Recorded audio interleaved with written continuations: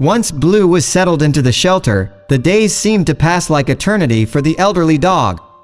The volunteers showered him with love and attention, but nothing could fill the void left by his owner.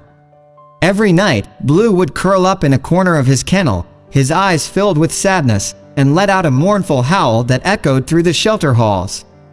As the days turned into weeks, Blue's charm and gentle nature won the hearts of the shelter staff and visitors. People would stop by his kennel, pat his head, and offer kind words, but still, no one came forward to adopt him.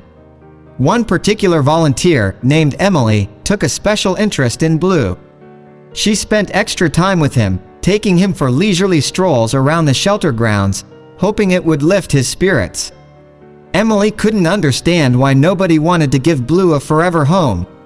She wrote a heartwarming post on the shelter's social media pages, sharing Blue's story and describing his sweet nature. The post went viral, with people from all over the city expressing their love for the old dog.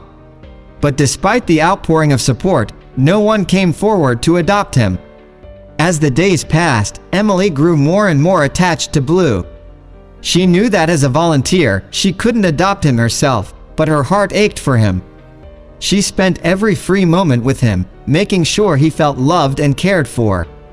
One evening, just as the sun was setting, an elderly man walked into the shelter. He looked frail and tired, but there was a spark of hope in his eyes. Emily greeted him warmly and asked if she could help him find a pet companion. The man's gaze wandered over to Blue's kennel, and a smile tugged at the corners of his lips. "I saw the post about this old fella," he said softly. "I lost my wife a few months ago, and the house feels so empty. I think we could keep each other company." Emily's heart swelled with joy as she introduced the man to Blue. The old dog seemed to sense that something special was happening, and his tail thumped gently on the floor. The man sat down beside Blue and whispered, "You remind me of my old buddy who passed away years ago. I think we could make new memories together."